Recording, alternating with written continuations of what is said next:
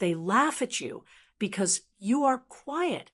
They forget that silence can be a choice, that it can hide a secret they would never guess, and that it can become a kind of power. The words cut through the air before I even stepped inside. My daughter Sarah stood at the center of the room, a glass of champagne in one hand, her voice loud over the soft sounds of conversation. Who wants an old person like you at a luxury party? Every head turned toward me. I was still in the doorway, leaning on my crutches. The winter wind was still clinging to my coat. I had come to bring her a gift, something special, something that had belonged to her father. The small velvet box felt warm in my palm, despite the cold outside. I had cleaned the pocket watch the night before until it shined.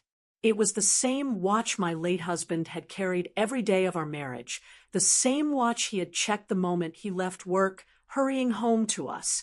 I had imagined her opening it with soft eyes, maybe even thanking me. That hope had kept me going through the long, painful bus ride and the climb up her wide stone steps. But now, under the bright light of her home and the sharper light of her words, that hope felt silly. I stepped forward slowly, my right leg dragging a little, the rubber tip of my left crutch clicking against the floor. The smell of expensive perfume and champagne hit me, so different from the smell of firewood that was on my coat. Sarah's friends, dressed in shiny dresses and sharp suits, watched me as if I were an unwanted gust of cold air. I held out the box. "I came to give you something," I said quietly. Her hand, with its perfect nails, knocked it from mine in a single move. The box hit the polished floor with a dull thud, popped open, and the watch fell out, rolling across the rug until it hit the tile with a metallic clink. A few people gasped softly, but no one moved to pick it up. Before I could take a step toward it, Sarah's sharp heel nudged the side of my crutch just hard enough to make me lose my balance. My knee bent, and my other crutch scraped the floor as I tried to stay upright. Laughter moved through the room. "Careful," she said with a smile that did not reach her eyes. "We wouldn't want you to fall and cause a scene." Someone near the fireplace began to walk in a fake way, dragging one foot as they leaned on an invisible cane. A woman in a red dress covered her mouth to stop a laugh, her eyes full of mockery. Another guest raised his glass in a fake toast toward me. Tom, Sarah's fiancé, bent to pick up the watch. He turned it over in his hand. "An antique," he said, his tone full of fake interest. "Probably worth more melted down than kept like this." He tossed it onto a side table without looking at me. I felt the weight of every person's gaze in the room. The music still played softly from the speakers, but all I could hear was the thud of my heart and the faint ticking of the watch. I bent to get it, my back aching, my crutch pushing into my ribs.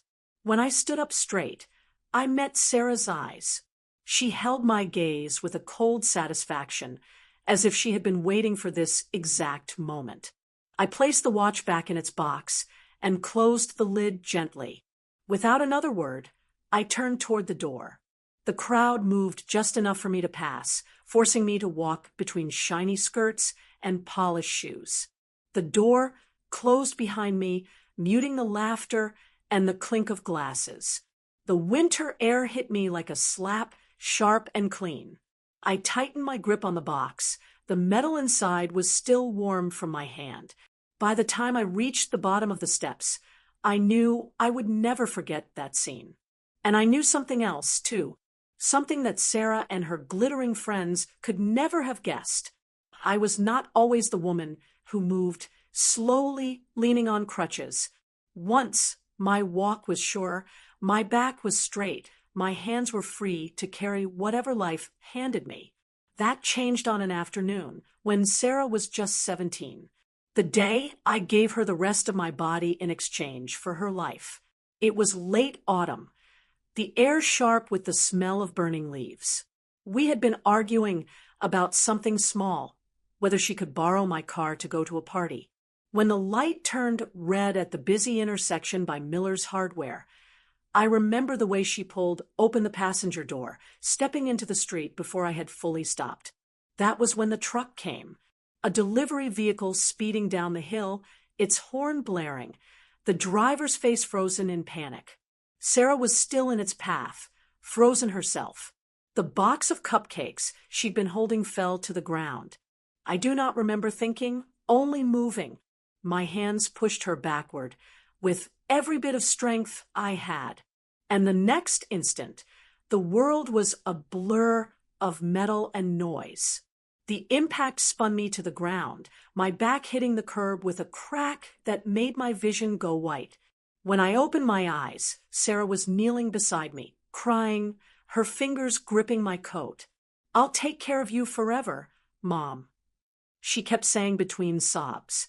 "I promise I'll never leave you." Her tears fell hot on my cheek as the sirens grew louder. The surgeons told me later that my spine had been damaged in a way they could not fully fix. I would walk again, but never without support. The crutches became my new shadow, my constant companion. For a while, Sarah did mean it. She got things for me, slowed her pace so I could keep up, and even learned how to adjust the grips on my crutches.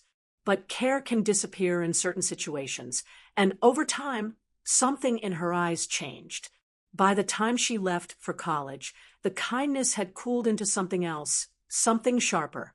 At family gatherings, when the story of the accident came up, she would move in her seat, her lips tightening. Then, little by little, she began to tell it differently. She stepped into the street without looking. I heard her say, once at my sister's barbecue, her voice loud enough for the group of cousins to hear. She's been playing the victim ever since. If she wants to limp around for sympathy, that's her choice. The first time I heard it, I told myself she was just embarrassed by the story, trying to make it less serious. But she told it again and again. Each time, she made it sound more like I had somehow caused it myself. "She acts like I owe her for the rest of my life," she told her aunt over coffee one Thanksgiving, always hinting that I should pay for this or that because of what happened. "I'm not her caretaker. She made her own choices." Her words spread, and soon the way people looked at me began to change. Where there had once been respect or pity, there was now a hint of doubt, as if they were wondering whether I had planned my own problem for the sake of control. What they never knew was what came next. The year Sarah graduated high school, she was accepted into an expensive private university 3 states away. The tuition was more than my yearly salary, even with the medical bills. I sold our family home, the one my husband and I had bought when Sarah was born, with the swing set still in the backyard, to pay her tuition in full for the first 2 years. I told her it was her father's dream to see her walk across that stage in a graduation cap and gown, and I would not let money stand in the way. She thanked me at the time, though not with a lot of emotion. She hugged me, smiled for a few photos, and then left with her friends to celebrate. I stayed in a rented apartment half the size of our old living room. The walls were bare except for the photos I could not bring myself to pack away. By the time she graduated, the story had shifted again.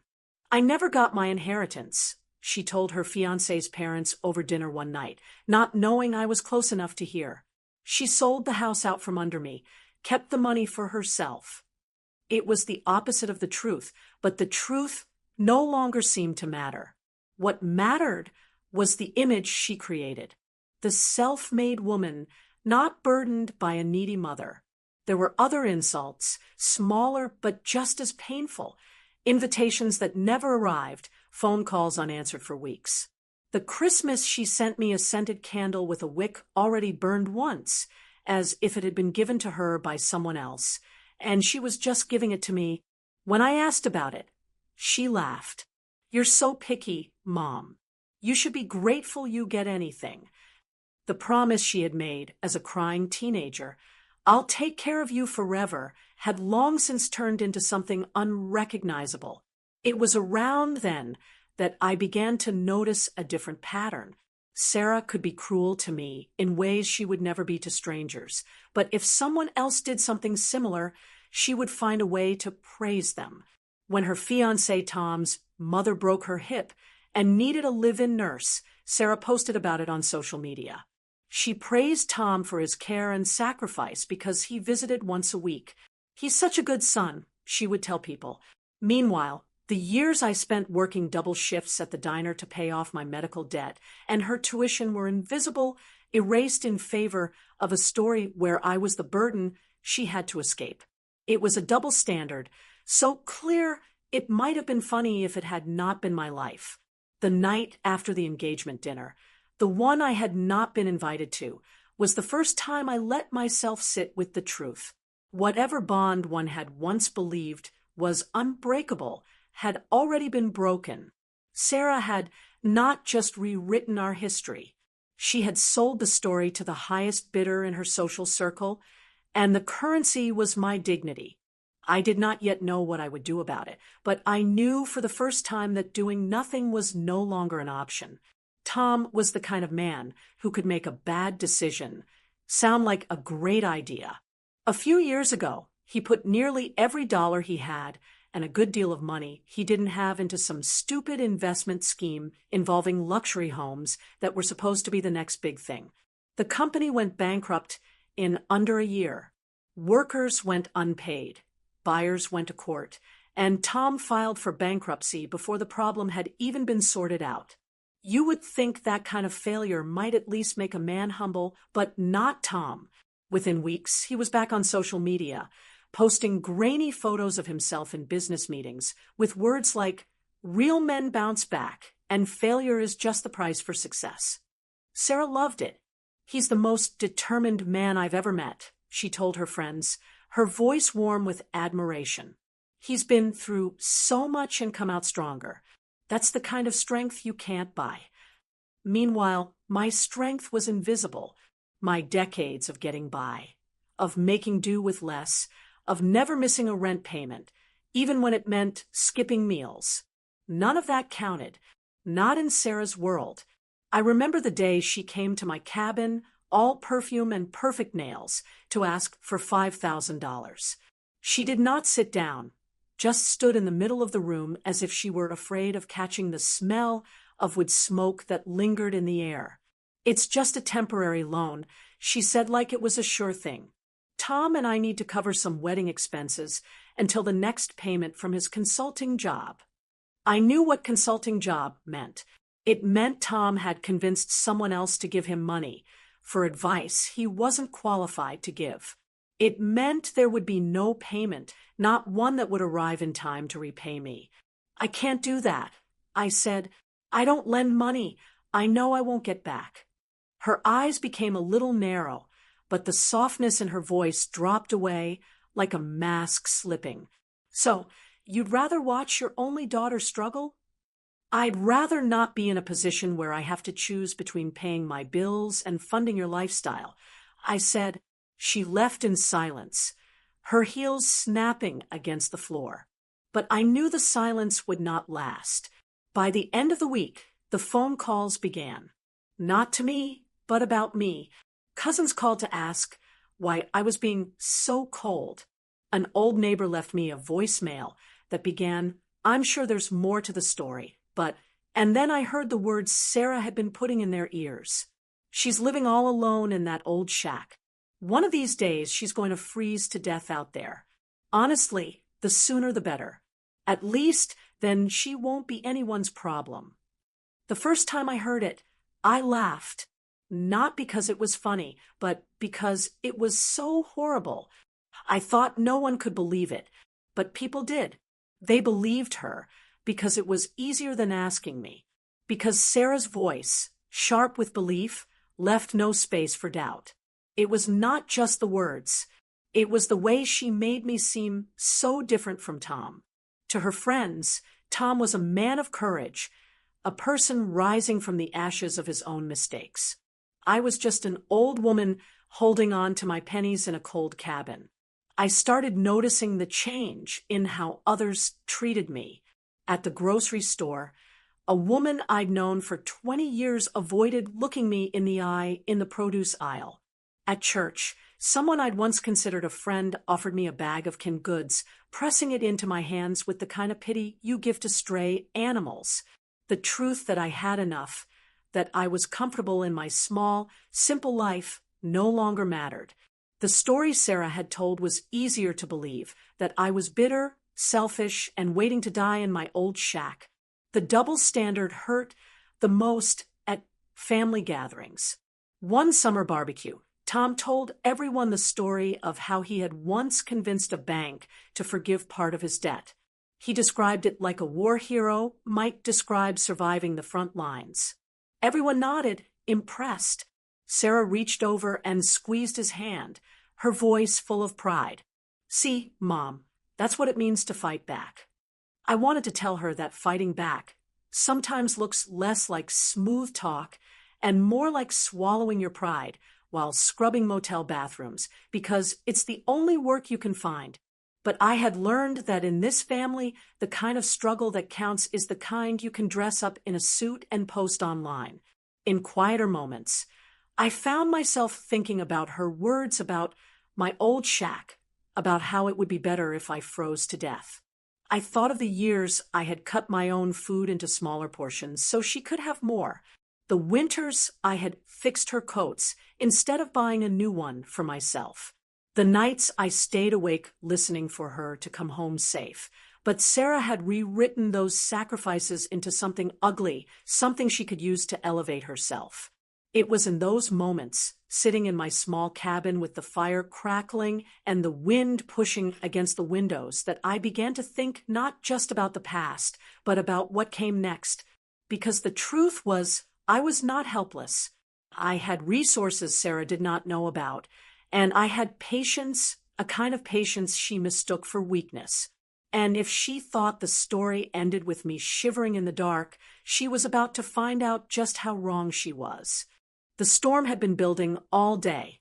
The wind dragged loose snow across the fields and piled it against the sides of my cabin. By nightfall, the snow was so high it covered the bottom half of my kitchen window. The lights flickered once, twice, and then the power went out for good. I stood in the middle of the living room, listening to the silence that follows a sudden blackout.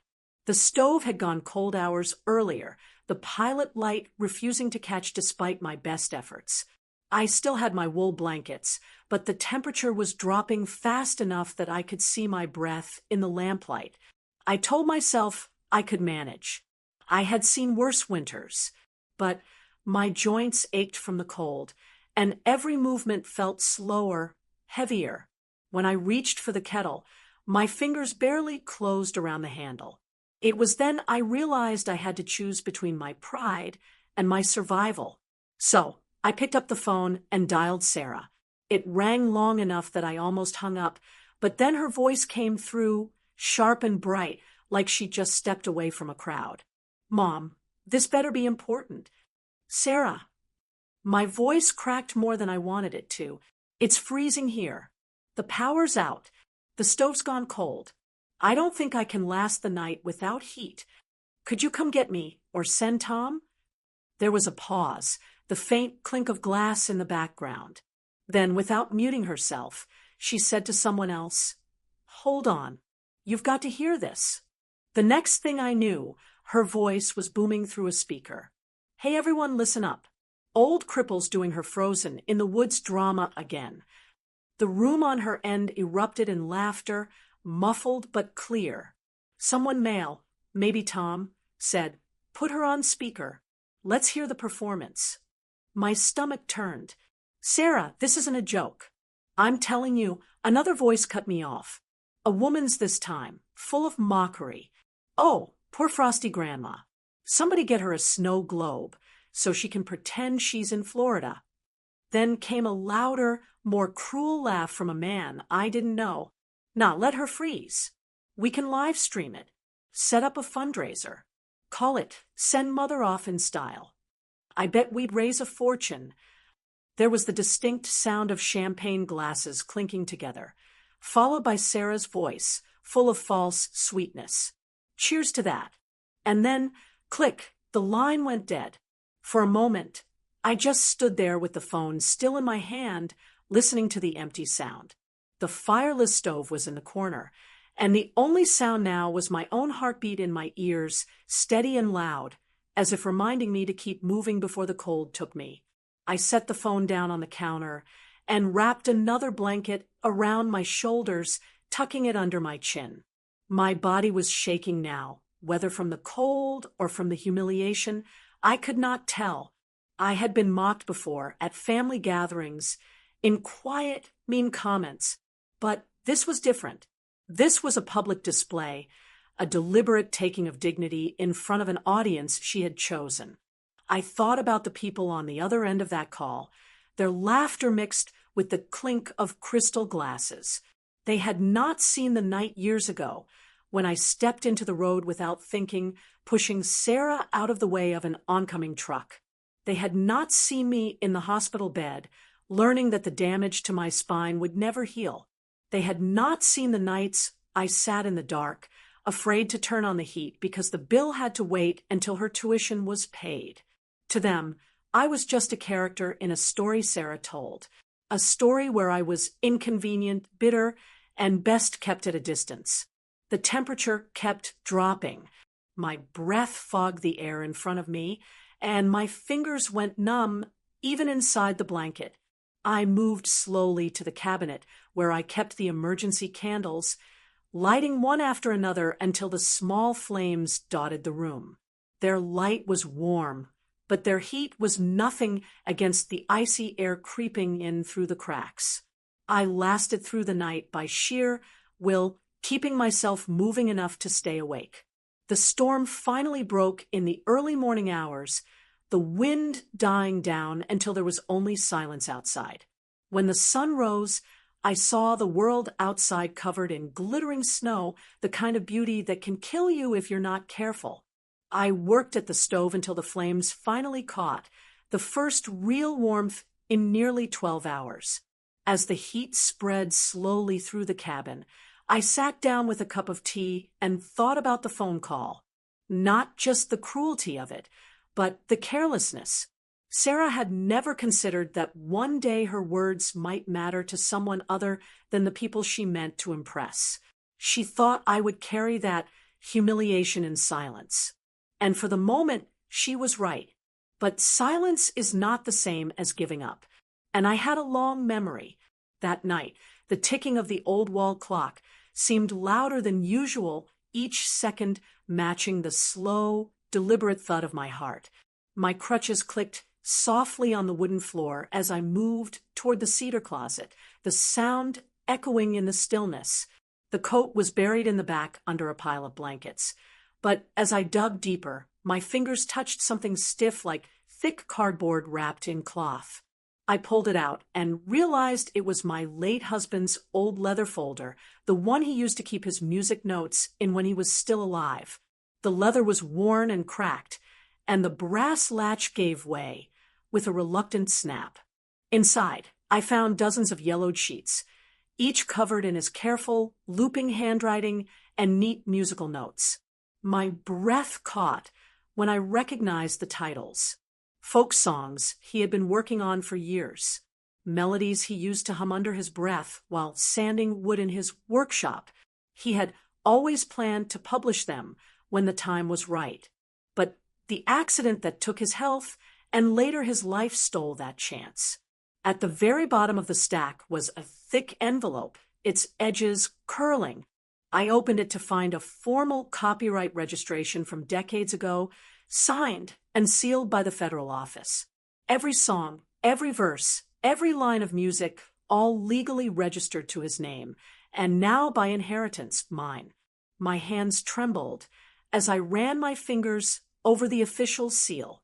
I had almost forgotten these existed. Back then, when my husband first tucked these songs away, I never thought they were anything more than personal keepsakes, a piece of him I could hold on to when the house felt too quiet.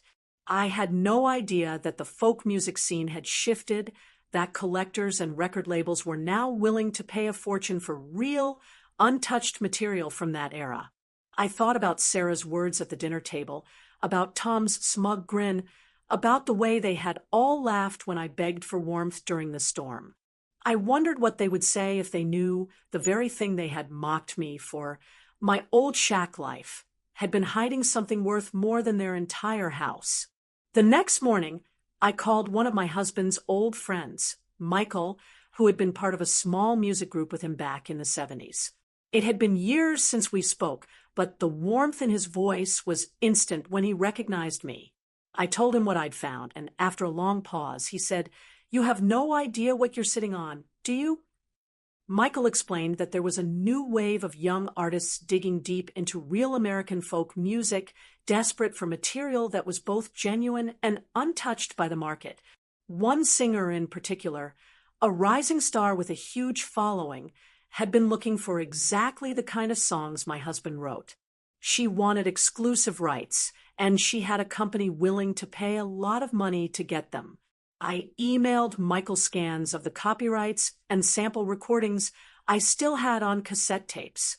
Within 2 days, he called back with news that made my knees weak. "They're offering $3.5 million," he said, his voice somewhere between disbelief and joy. "For full rights, exclusive license. They want to release the album this year."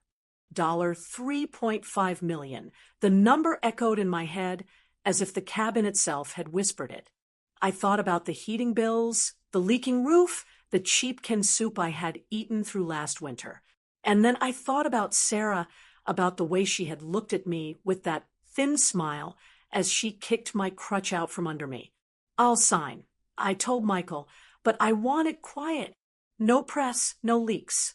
No one finds out, especially not my daughter."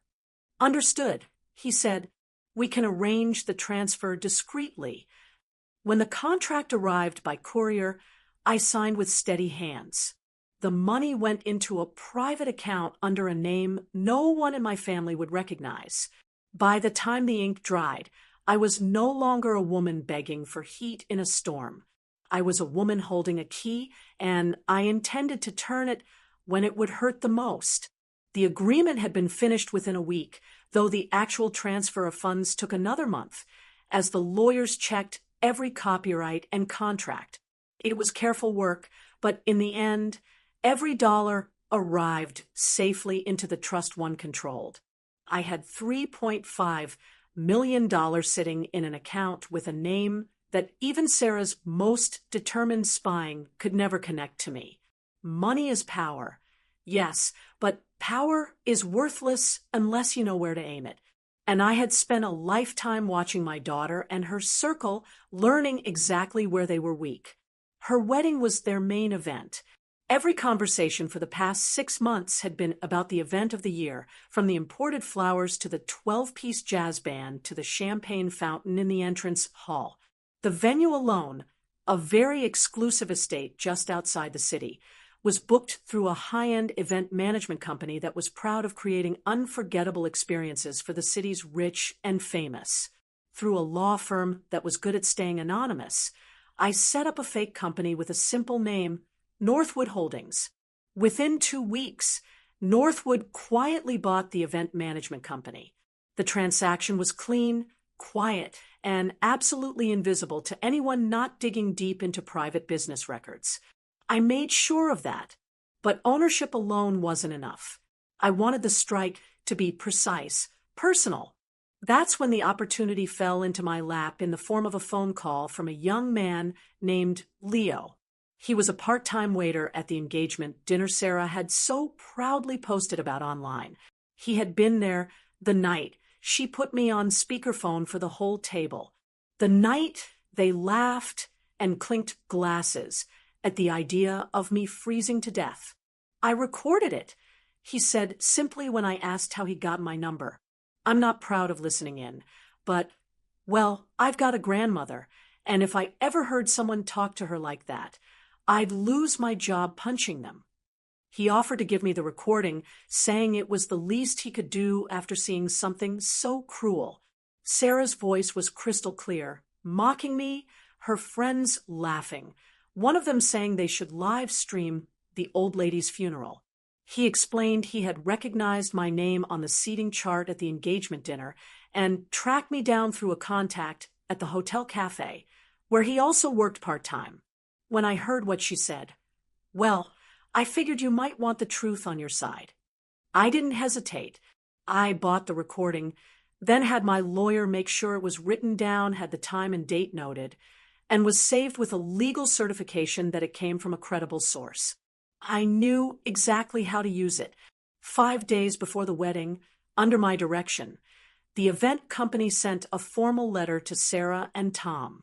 It was written with the kind of corporate politeness that hurts more than an insult. Due to documented behavior during a prior engagement dinner, which included verbal abuse and offensive remarks directed at our contracted staff, our management has determined that continuing to host your event would be against our code of conduct and employee protection policy. As such, we are ending the contract immediately. As per the signed agreement, deposits are non-refundable. I imagined Sarah's perfectly manicured hands gripping the letter, her eyes darting over the legal words before she reached the one line she would understand without a lawyer. No refund. Tens of thousands of dollars gone in an instant, and no other venue available on such short notice. I didn't need to see her reaction to know what came next. She would scream at Tom. Tom would blame her. The perfect fairy tale they'd built for Instagram would begin to rot from the inside. The headline hit the local news site before breakfast. Bride loses wedding venue after verbally abusing event staff. It was accompanied by a flattering headshot of Sarah that she had probably paid a lot of money for, now sitting beside a story that made her look like the bad guy in her own fairy tale. The article quoted the event company's statement in full, including the part about verbal abuse and offensive remarks. They didn't need to mention my name. Anyone who had been at that dinner already knew, by noon, the story had spread to social media. Strangers were commenting on her Instagram posts with champagne glass emojis and captions like, "Cheers to karma." Neighbors who had once envied her lifestyle now whispered at the grocery store checkout line. The wedding hashtag she'd printed on her invitations was being used to post funny pictures about her terrible meltdown. 3 days later, a knock echoed through my cabin. The sound was unsure, almost apologetic, but when I opened the door, Sarah swept inside without waiting for an invitation.